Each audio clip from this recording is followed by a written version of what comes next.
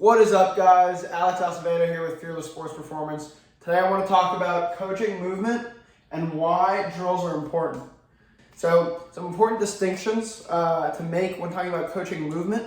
I think one of the best things that a coach can do is really try to speak as little as possible, but instead using visuals or actual simple cues or actual ways to feel the movement they're trying to create. So an easy example of this would be, let's say I'm trying to teach an athlete how to hip hinge properly, but they're not hip hinging properly. They're kind of bending over too much forward. Their butt isn't kind of sinking backwards posteriorly into that hip hinge, and then it's more of a bend over than really a hip hinge.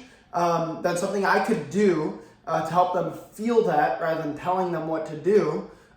Is I could maybe throw a wall behind them, or maybe a stick or something like that, just anything behind them. That way they can really feel their butt moving posteriorly back into that. And I'll tell the athlete, when you go into your hip hinge, I want to make sure your butt touches this wall or this stick or whatever it is. That way they can really feel that their hips kind of moving posteriorly into that hip hinge. Now, why are drills important? Well, this idea of feeling rather than telling, helping an athlete feel something rather than telling them, relates right into why we use drills. And this is the exact reason why.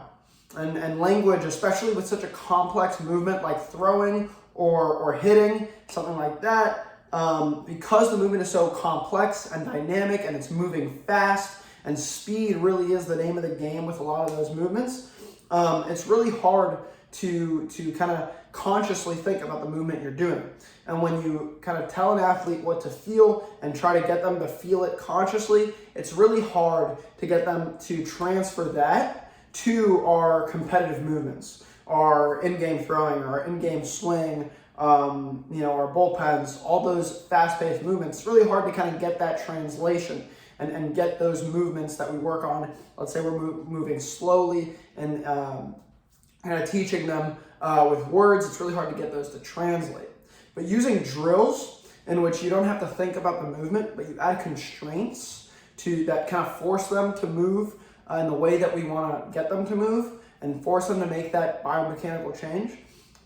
Using those constraints and those drills allows them to not have to think about the change they're trying to make. Or maybe they use one simple cue that's so simple that they don't necessarily have to think too much about it.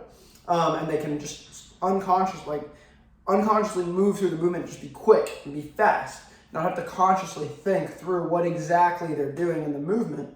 It allows them to move fast, train fast, but also train that new movement while moving fast.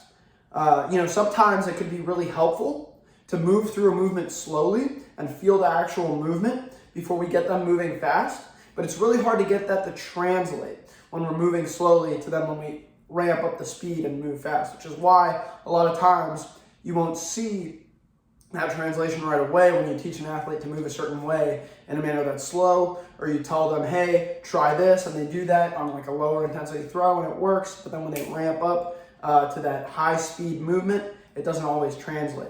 So being able to use drills or constraints, things that don't involve language, that kind of force them to move a certain way and feel that movement when they can still move fast and they don't have to think too much about it. A lot of times that works a lot more effective than teaching an athlete, telling an athlete, hey, your arm is doing this, try this instead, or do this instead. Sometimes it's good for an athlete to know what they are trying to achieve. A lot of athletes like to know exactly what that is. But if you're thinking too much about the movement, when you're trying to create the movement at that high speed, a lot of times it doesn't translate or you don't get the same output, even though the movement is more efficient. So that's why we use drills and why coaching movement through feel and demonstration and using constraints and drills is much better in most cases than using language and telling the athlete something. If I say, think of a fish, you might think of a shark and I might think of a goldfish. I'm saying the same thing, but someone might, translate or interpret it a different way. And that applies just to, anything else. If I say sink, into your lower half, you might think of a different movement than I would. And so that translation problem there could create some issues when trying to teach a biomechanical movement. So I hope you enjoyed this video. I hope you learned a little bit about coaching movement and why we use drills and the importance of all that. And if you have any questions, drop them in the comments below. We love hearing from you guys. Stay fearless.